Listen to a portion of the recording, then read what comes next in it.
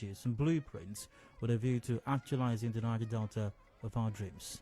And once again, we're doing that today. A reminder that the program Canvas on Air is brought to you by the operator of the NNPC SPDC, Total ENP Ajib Joint Venture, the Shell Petroleum Development Company of Nigeria Limited, headquartered in Port Harcourt. Today on the show, we're discussing the role of social media in driving youth development in the Niger Delta. Social media is the most adapted communication tool of today's younger generation. We must never underestimate how much social media is shaping young people's experiences and identities. Well, many have never known life before it, actually. The arrival of social networking sites have irreversibly changed the way people use technology to communicate and share their lives, and this presents a unique opportunity for innovation and positive transformation. Now, media is no longer the one-way communication channel it used to be. With connected devices becoming ever more ubiquitous, questions can be answered and misunderstandings avoided, and all in real time. It has become easier to connect with people from different places and backgrounds, to benefit from the experience, to support a cause without being directly involved, to engage with organizations and movements, and to mobilize people in less time and with less costs. Considering the importance of social media among youths, it is critical to understand how to use it as a tool to foster youth development here in the Niger Delta. Is social media simply a form or a platform for social interactions and amusement, keeping up with the Joneses, or does it provide an opportunity for positive youth development in the Niger Delta? These and other related matters we're discussing on the show today. My guest to shed some light on this topic is a social media savvy youth entrepreneur. I've got in the studio Ebenezar Wikina. Ebenezar, good evening to you. Welcome to Canvas on Air. Good evening. Thank you, Dayo. Ebenezar Wikina is a development journalist who currently works as project coordinator, editor of NDLink, a media platform and community of practice for development actors in the Niger Delta, founded by PIND Foundation. He is famous for leveraging social media to interview over 100 world leaders and experts from more than 30 countries on the Stroll, an interview series which he started in 2013 with his mobile phone. Ebenezar organized West Africa's only TEDx youth event in 2014, was a panelist at the 25th anniversary of the World Economic Forum in Africa in Cape Town 2015, served as curator of the Port Harcourt Global Shapers Hub in 2016, worked as communications consultant at the Rivers State Government SDG's office in 2017, guest lectured online journalism to over 300 final year students of Kentariwa Polytechnic, as well as presented at the opening and closing plenaries of the Global Youth Economic Opportunities Summit in Washington, D.C. in 2018. He has featured on the BBC World Service, CNN Africa, the Huffington Post, the United Nations blog, World Economic Forum, Agenda, etc. His work has earned him several awards and recognition from around the world, such as the Maiden Sound City MVP for Community Development, the British Council featured in his fellowship, and a host of others. And I'm quite sure if I continue with this, we probably will end the show on this note. But welcome to the show, Ebenezar Wikina. Great to have you here. Thank you so much, Dayo. It's a pleasure. Once again, we're discussing the role of social media in driving youth development in the Niger Delta. You're welcome to join the conversation. The phone lines will be open in a moment, but your numbers are 0809 597 5764, 0818 132 6597, 0818 132 6575. And yes, we are social media savvy here. You can tweet at Canvas on Air or send us a WhatsApp message on 0809 030 6416. You can send us messages in the interim. The phone lines once again will be open in a moment. And just another reminder, the topic today, the role of social media in driving youth development in the Niger Delta region. I'll ask you what might be the simplest question on the show today, and yet maybe even the most relevant as well. Okay. What is social media? Okay, social media refers to media that is social, right? That's a lay definition, but it refers basically to, digital media, mostly on the internet, that allows for two-way communication. That feedback mechanism is very, very active in the sense that I tweet at you, you see it, you reply me almost instantly from wherever you are in the world. So social media kind of like collapses time and space. So from wherever you are, you can reach anybody, anywhere, from anywhere, just as the fact that you have a connection to the internet, with any device at all, And so that helps to bridge gap and space. So social media has kind of like opened up the world. There's a new term, it's a cliche term now for the world being a global village, which refers to the world being a smaller place. So with social media, the world is smaller. Things are at your fingertips. You can buy stuff. You can reach anybody from anywhere you are. Now, the way you put it, the way you explain it, makes social media sound like a very important, a very serious and integral structure or system that affects us everywhere. Unlike what the perception might be for a lot of other persons, especially younger persons, and maybe some older persons, considering how younger persons have used it, as being just a tool for sharing pictures and listening to music. Is it more than that? Just making friends and sharing pictures and waking up on flick and being a slay mama. Yeah. I mean, there's that and there's more, right? And the more refers to, I mean, there's shopping. For some people, social media is a business right now, right? Some people have built personal brands, business brands online that have become so strong globally that is beginning to attract, some opportunities and some funding from all over the world. And if you go to these people and you meet them, you find out that they don't even have offices. They don't have a physical office. Most times it's just the social media brand that they have, right? So for many people, it has become much more than just a social app. It has moved from being talking and chatting to being where people communicate, to being where people make money, to be where people even sell their brands, sell their image online to people all over the world. So yeah, it's a lot more than chatting these days. Oh, so and arguments. Now, can it be used in spreading or in sending concrete, relevant information as against just chatting or as against us a means of making money, which is not bad, by the way. I'm sure lots of Nigeria Delta youths need to make money, legitimately for that matter. Yeah. But can it also be used as a means of social transformation, so to speak? Yes, it can. So maybe not social media in particular, but the internet in general is an amazing tool that I believe can be used to learn. I mean, I've been a personal testimony of that fact. There are several, more than ever before, there are several courses now that have been broken down into bits and pieces for anybody anywhere in the world to learn. I mean, there are several places online. I'm not going to call too many. There's Coursera, there's EDX, there's University of People, there's Udacity. I mean, there are several. Even now, project I currently work on, NDLink.org. We're having content that is online in various fields. I mean, I've taken maybe 10 or 20 courses from Coursera, and I've gotten certifications from Oxford and Massachusetts and all of those universities. Some of them I've paid for. At the time I was doing them in 2013, 2014, they were mostly free. I mean, now you might pay $10 for your certification or $5 or $20. But the idea is that the information that you get is what is being taught in Oxford University today, now. It's what is very, very relevant. So for students and for young people who use social media, they usually complain that what we learn in school is not up to date. I mean, I lectured last year, so I can attest to that. There's a lot that needs to be done with our curriculum, but you can do your part by going the extra mile to study online. There's a lot of information online for you, several tons and tons of information. Information is free now. It's democratized, so nobody has any monopoly on information. We all have information, so nobody has an excuse anymore. So we can all access it. So learning is one of the things I think young people can do using social media. There's also a room to network. I mean, they've always said that your network is your net worth, right?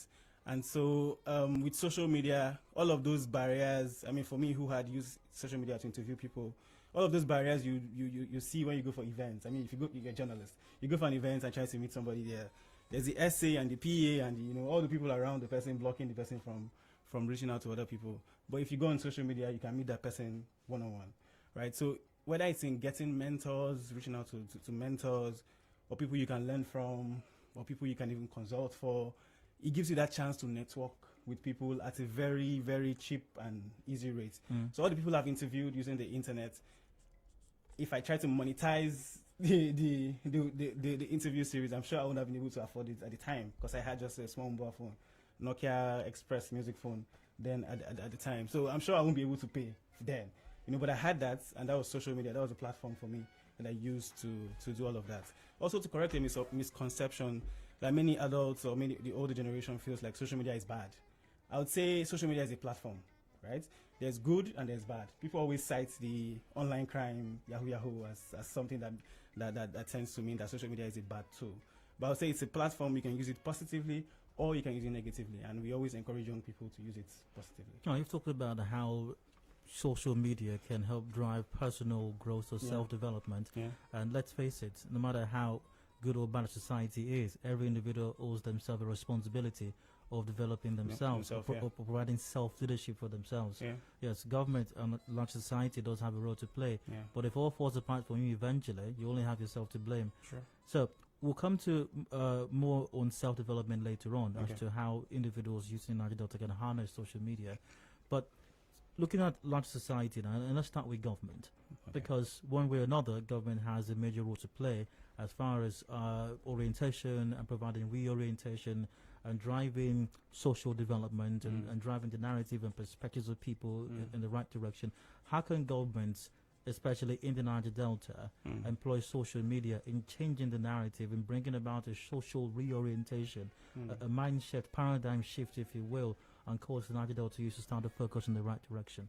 Yeah, I mean, a few years ago, it was pretty bad because I think in 2016, we had maybe only one or two governors from the Niger Delta on Twitter, right? I mean, that's a basic thing, right? Just having a presence on there. But I mean, this year we have close to 6 or 7 of those governors there.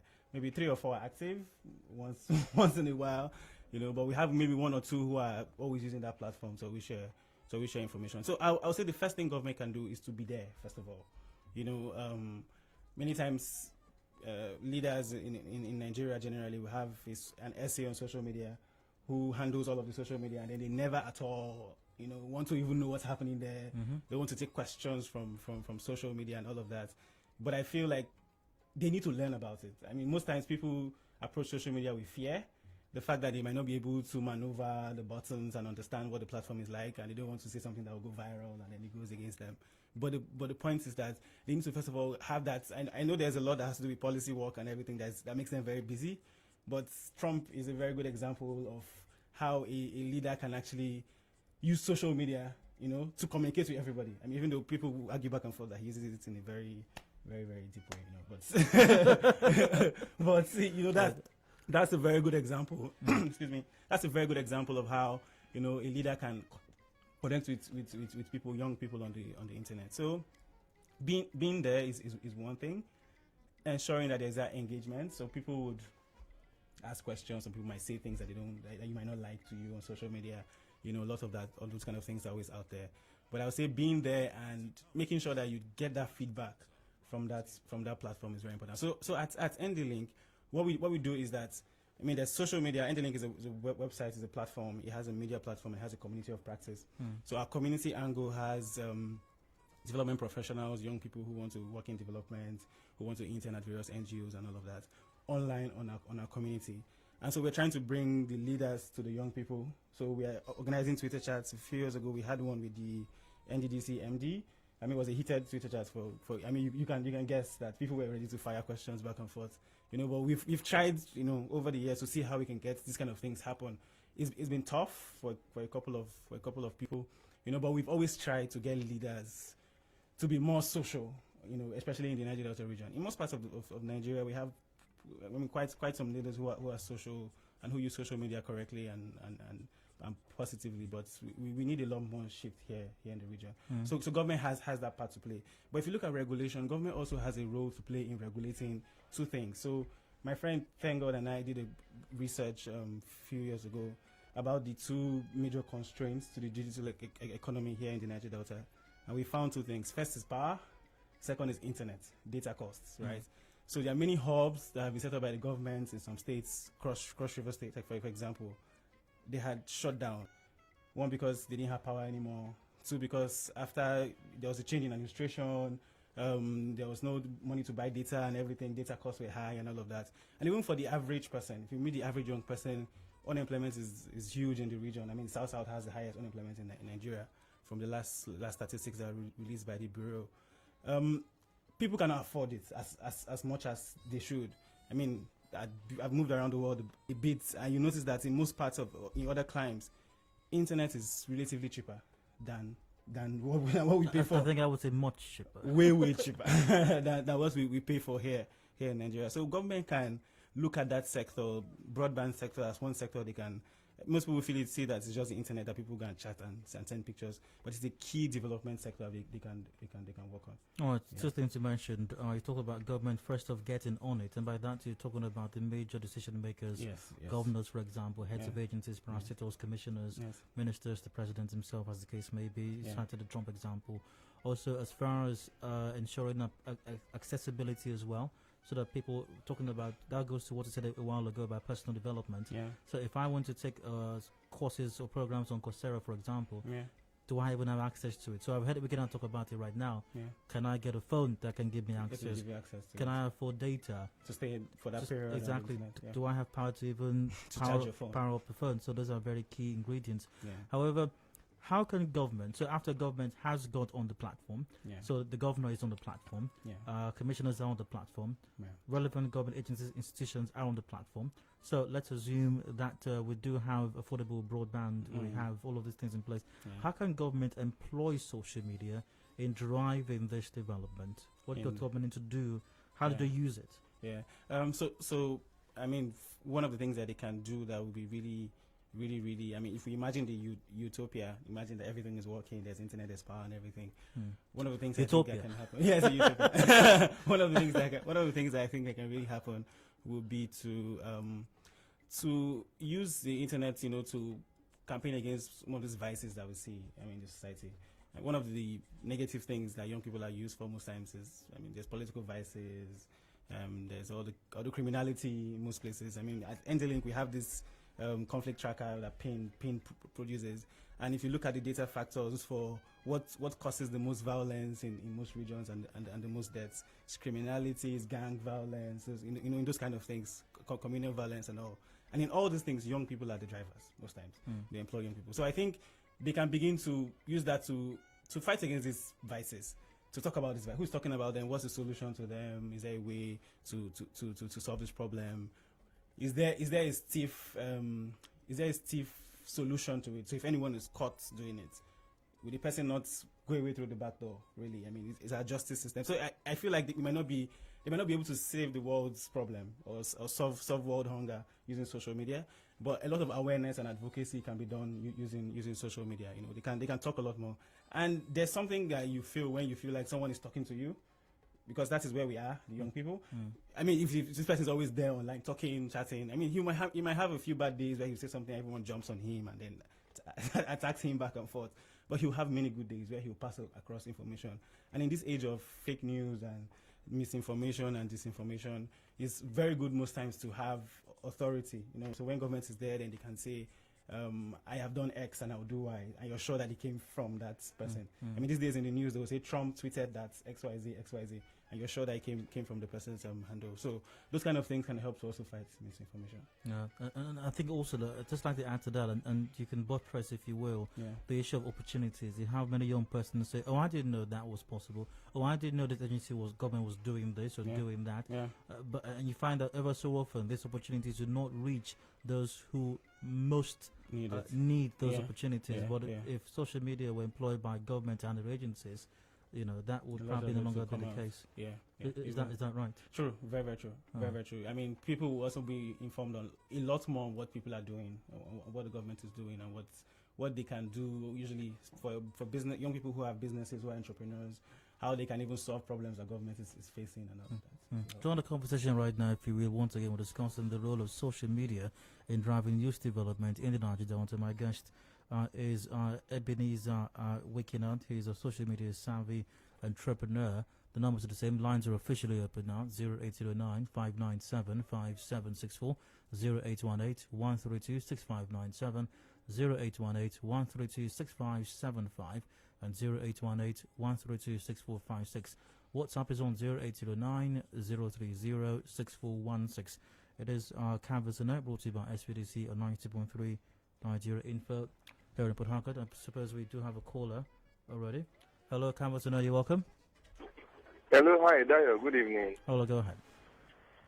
Okay, it's Kenda, and I'm calling you from Port Harcourt. Go ahead. I'm a social media user.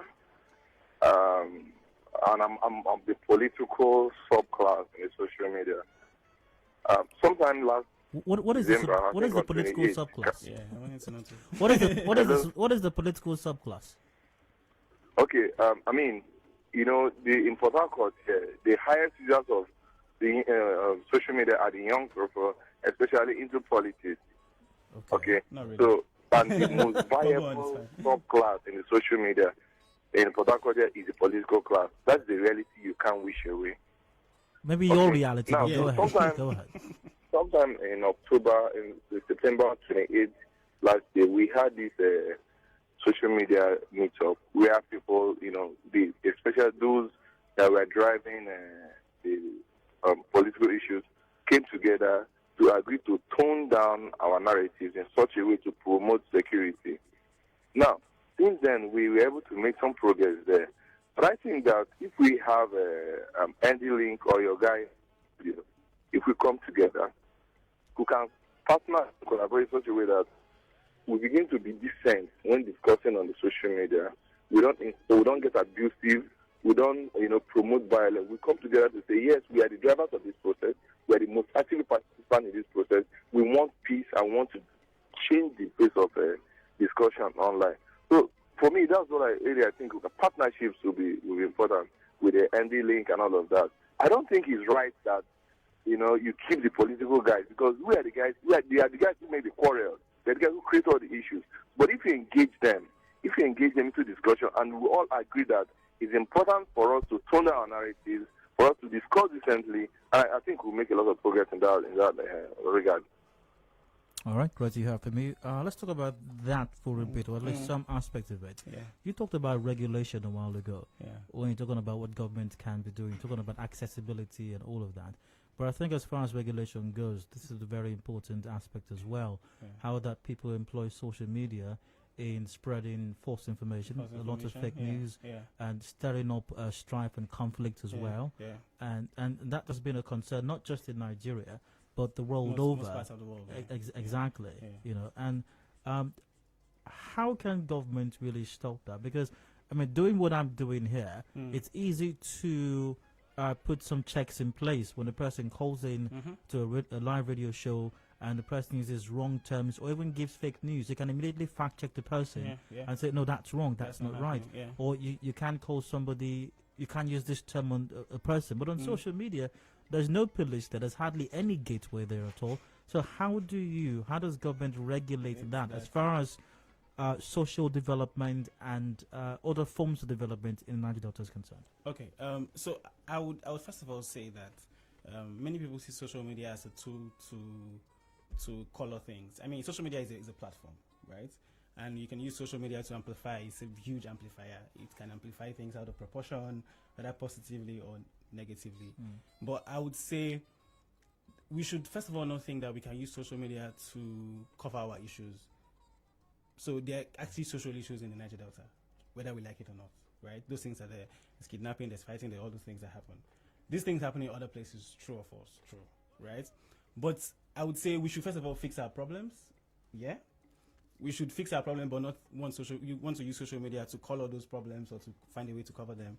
But of course, again, in most climes and most times, most people who are not in the region, who have things against the region, will want to use social media to blow these things out of proportion.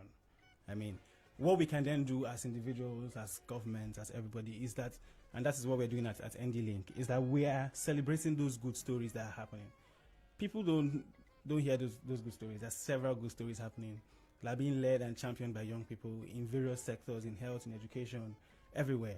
So we have these things that we call the NDLink champions, a group of people, young people in the region who are thinking out of the box. You have farmers, you have teachers, you have nurses, people who are just doing things that the regular young Niger Deltans are not doing. And then so they are now like the prototype for what we want the youth in the region to be like. So we are encouraging them, promoting their work on social media, having chats with them, we are leading conversations on our NDLink forum. But the idea is pretty much that we're supporting them to see that this is what can be, So we are telling their own stories and pushing those stories out there. But again, we can push all the good stories as much as we want, but if we don't if we run away from our social issues, these things that are worrying us, social media cannot save us, right? So we need to actually fix those problems first of all. But at the same time, we also can tell the positive stories to everyone out there. So that's why when he said toning down what is happening, okay, I was feeling somehow about it. I mean, toning down in the sense that when people blow it out of proportion, you can correct them, right? But those things are happening, true of us. Yes, they absolutely. They are. So we need to fix those things happening without necessarily trying to lie to everybody that's not happening. All right. Yeah. Welcome once again to join the conversation, if you will. The numbers are the same: 0809 597 5764, 0818 132 6597, 0818 132 6575, and 0818 132 6456. WhatsApp is on 0809 030 6416. Now, how about from the standpoint of the people as well of the Niger Delta engage in government? Yeah. Because on one side, we spoke a while ago how government can employ social media. Yeah. You said they need to get on board, very important. Yeah. And then you highlighted a few ways in which they can use that, and even make reaching the people easier as well by making certain infrastructure available. Yeah. But how about, you also used the word utopia to describe, maybe not all of it, but some of it. I'll come to that question in a bit. Yeah. Hello, campus, and you're welcome. Hello. Hi, go ahead. Okay, I want to ask person Ebenezar. Yeah. How can one be involved in what is happening in NDLink? How can one get involved? Okay. He'll give a response. Just stay glued to your radio. Okay. Yeah. So NDLink, pretty much like I said, is an online platform. Even though we have both online and offline activities. But to register on NDLink, if you go to www.ndlink.org, ND there stands for Niger Delta, so it's Niger Delta Link. The idea is that we want to link all the stakeholders working for development in the Niger Delta region. So we bring them together to discuss, to learn best practices from each other, to eliminate people doing the same thing, representing the same efforts. So I build a school here, you don't know about it, you're going to do the same thing there, so to cut off all those waste of resources and to help people to foster development. So go to that platform, ndlink.org, and click on register. Hello, campus, welcome. Hello. Hello. Yeah, hello. You're welcome. Campus, go ahead. Okay, to me, social media is actually one of the best things that has happened to, millennials. Okay, so in my own field of work, I think social media has helped me a lot. Okay, like I'm a teacher. Okay, and my kids, each and every class that I teach, they have their own stream of work. Okay, I think social media, I do believe social media helps to broaden, like any topic that I have, social media helps me broaden the topic and make it more interactive with my kids. Like I can take a class stream of work, take out the topic, a subject, and then use that Facebook to, do the research. And, it is always it isn't always very vast, but with the help of social media, I can, go online, that is the internet, go online, do research on it, and broaden the topic, make it more interactive with the kids. I think that social media has really, really helped me a lot. So I think, you stated earlier, everything has its advantages and disadvantages. I just think you have to find the advantage in everything that you do. And the funny part is, not too long ago, I actually won a certain amount of money from social media. I just won this money, and the funny part is, this is an amount that I would have to work for a month to make. Okay, but with the help of social media, I was actually about to make this money in just a day. So I think can you share how you made the money? Miss, can you share how you made the money? Huh? Can you share how you made the money? Oh yeah, that's the funny part. Okay, a question was asked on social media. With the help of the internet, I actually went online, did a quick research on this question, and did a short video of myself. Okay, explaining the meaning of that question. And we don't the alert just came on my phone that the money has gotten into my account. And I was excited because this is an amount I would have had to work for a month to make. I think social media itself is really, really helpful to the youth. Okay, it makes our life so much easier if only we would take advantage of it in a positive way. All right, Yes, and to I don't know, those is in position of power. I think they should actually do the physical work and then take pictures of the work that they are doing and post online. Post on social media to let, I don't know, the entire society know that even if they are not in this certain environment, this is what we are actually doing in our own environment. And if it's also, come here and find out for yourself. All right, good to hear from you. Thank you once again. Before I go to the question I was about to ask earlier on, I'd like to touch on something she said. She used the word millennial. Oh, yeah. I totally agree with what she said about making money online. I mean, there's a huge market, especially for people who are into digital marketing online. But added to that, I'm sorry for cutting you. Go on. Added to that, there's also there are several opportunities. More than ever before, this is the best time to be a young person. There are several opportunities in forms of grants and fellowships and scholarships and all those things, internships that are available online internationally. I mean, you mentioned earlier on my bio about how I've gone to quite a number of countries. Most of them, if not all of them, have been online. I'd actually not known the organizers from anywhere. They're not my brother, they're not my uncle, they're nothing. I just applied for it online, saw it online, and applied.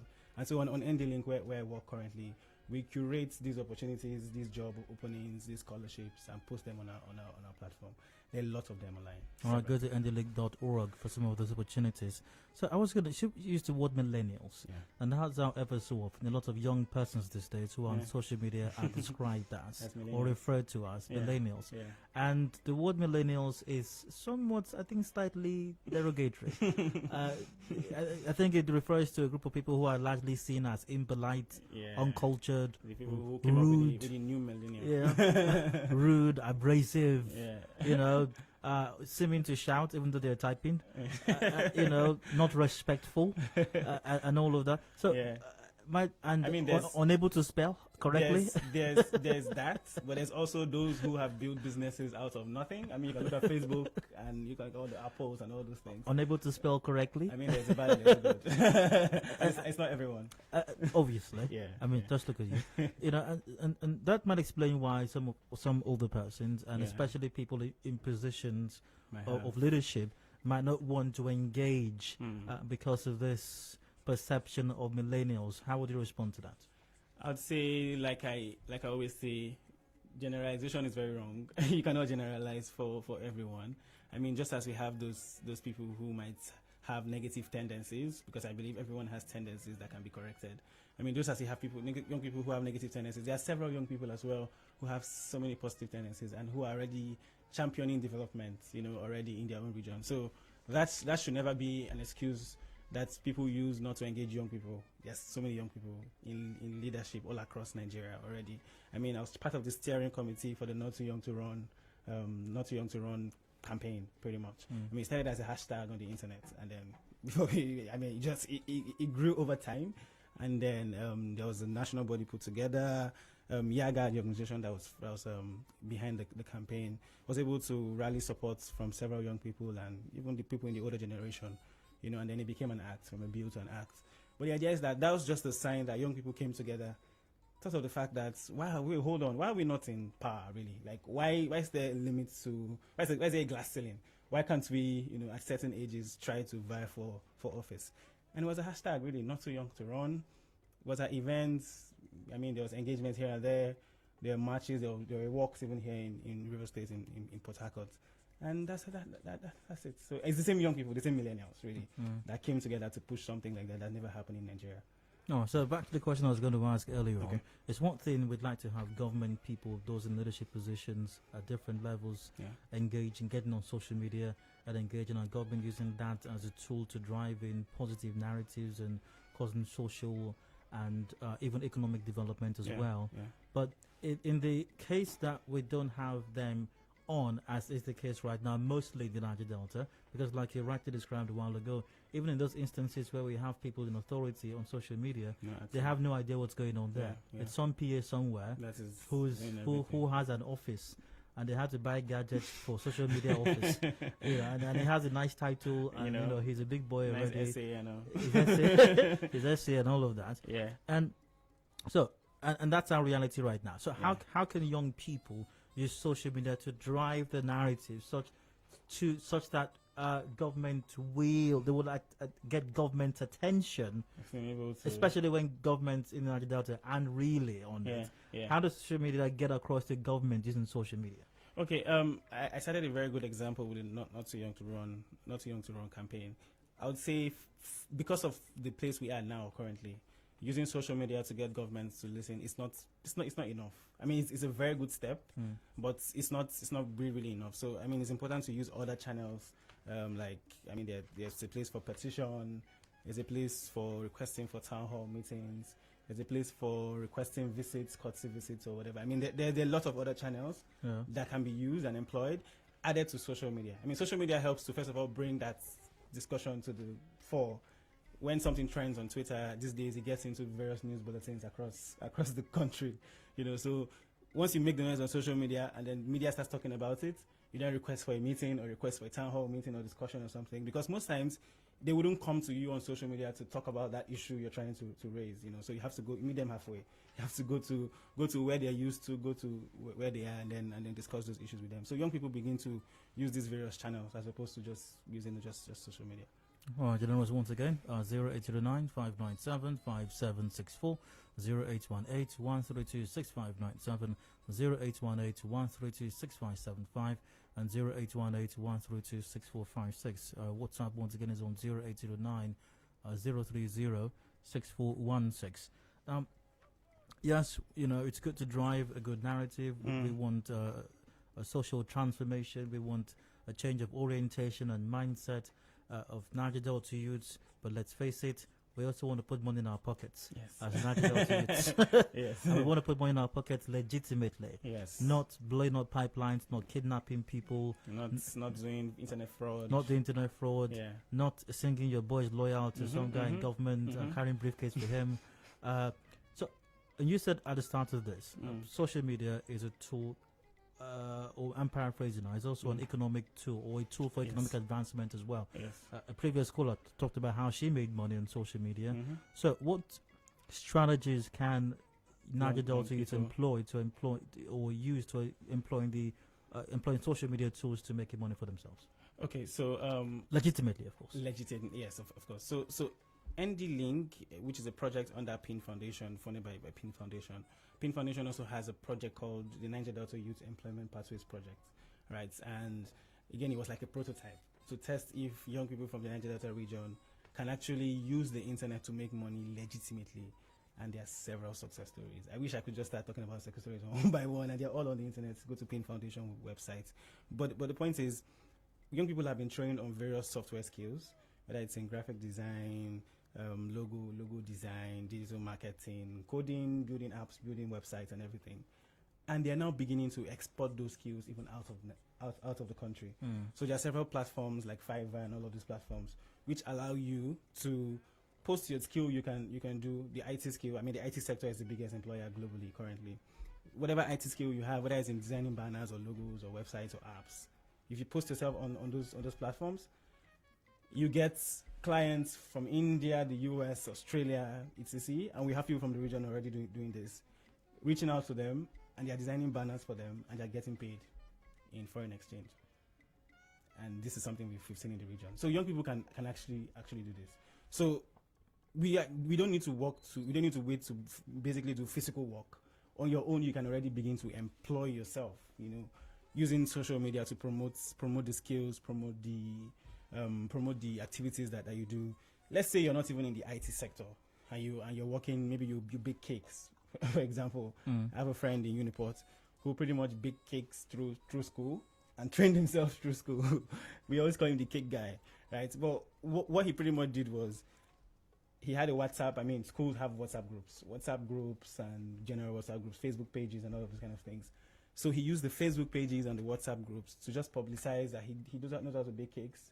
And if you need cakes for your girlfriend's birthday or whatever it is you want to do, come and meet him out for your cake, your birthday, and all of that. And through school, literally, I'm not sure he wants to call his name, but through school, literally, he baked cakes. Does he still in the cakes right now? Yes, he has a company now, registered company. So why can't you mention his name? I said he had dropped the cake making, and I would understand. No, he hasn't. AB so if he's still into his name so much, is AB. AB what? Yes.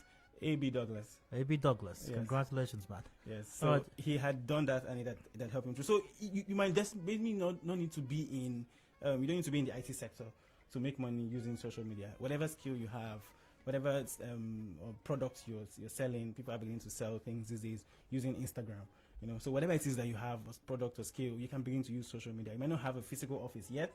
As far as you're legitimate, as far as you're not trying to dupe anybody, you will make a lot of money using social media.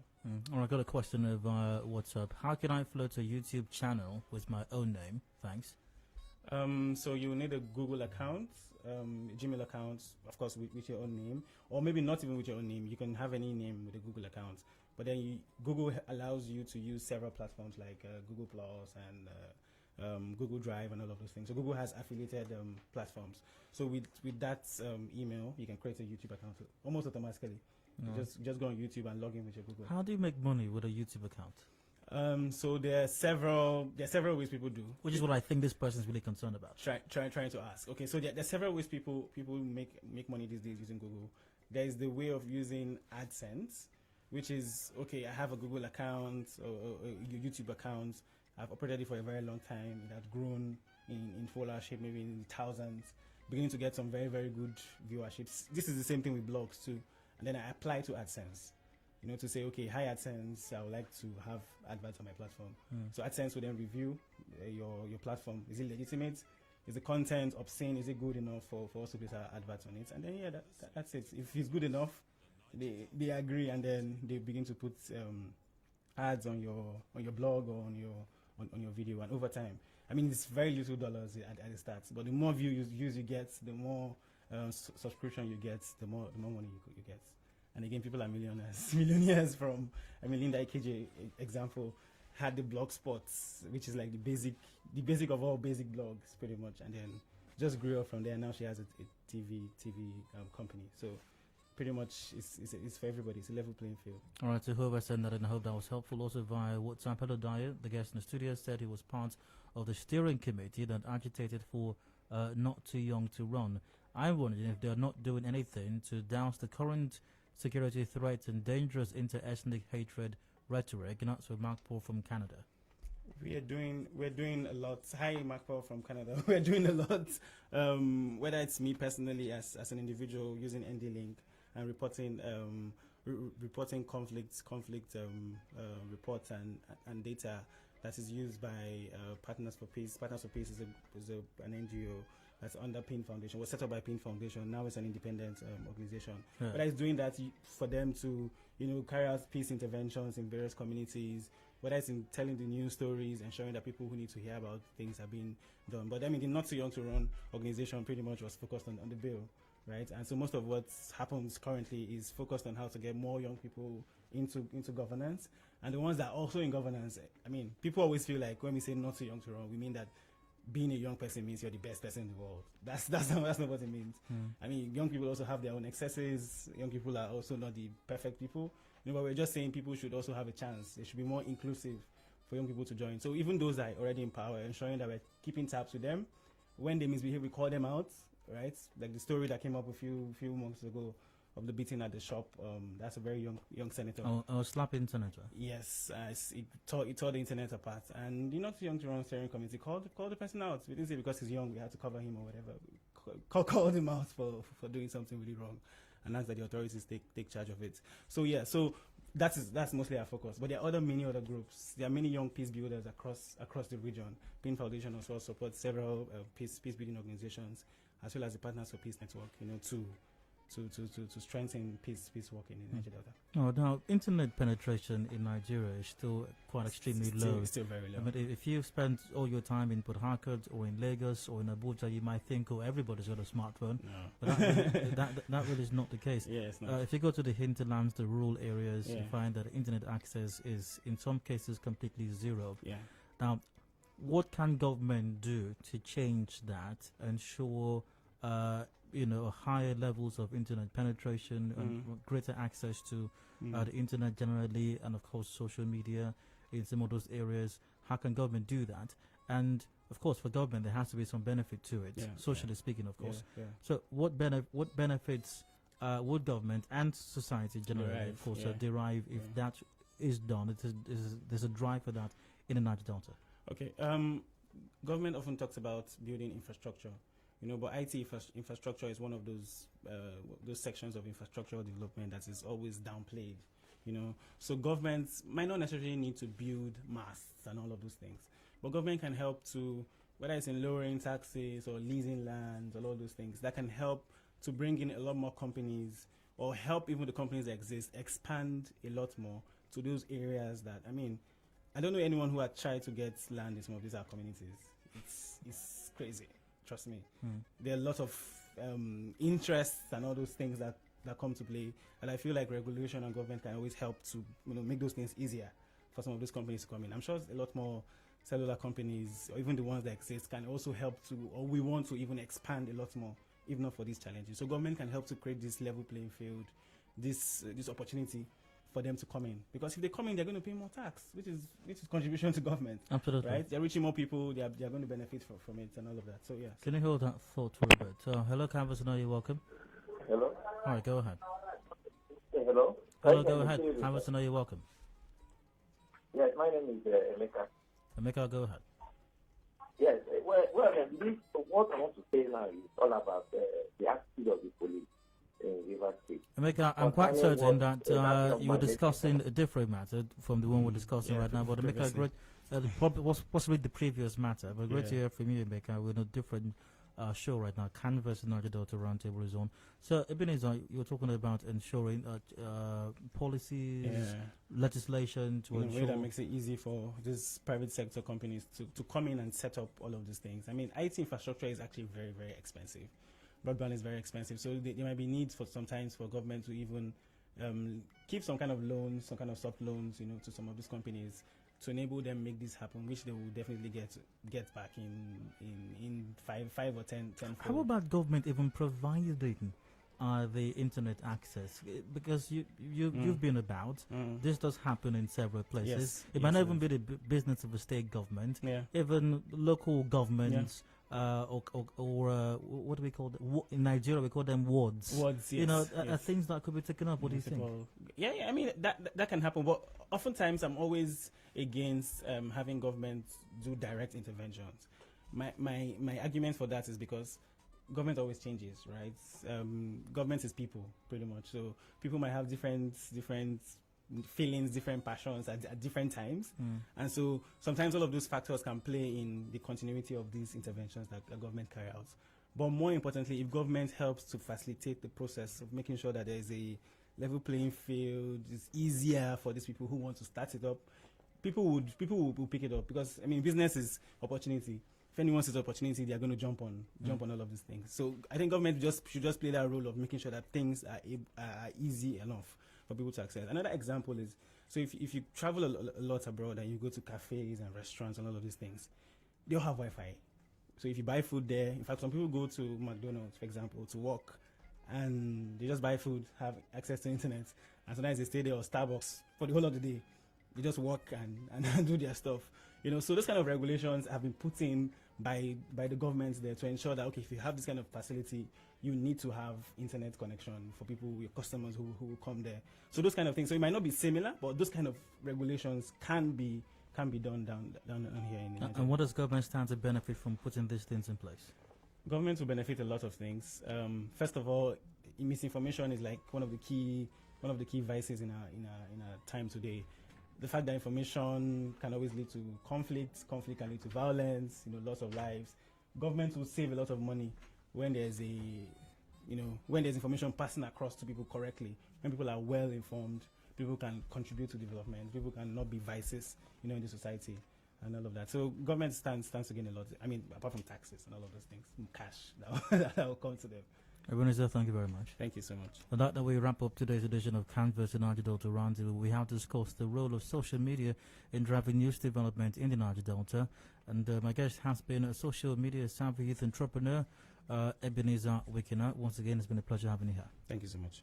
A reminder that Canvas the Niger Delta Roundtable is brought to you by the operator of the NNPC SPDC to Toll EMP Ajib Joint Venture, the Shell Petroleum Development Company of Nigeria Limited, headquartered here in Port Harcourt. And the program comes your way once again next week Wednesday from 4 p.m. to 5 p.m. If you have any questions, comments, inquiries regarding the program, follow on Twitter at Canvas On Air. On Facebook, it's facebook.com/Canvas On Air. Send a message or a DM. Somebody will be on hand to reply to you. I'm Adedayo Ilushakin. Thank you very much. Have yourselves a wonderful rest of the day.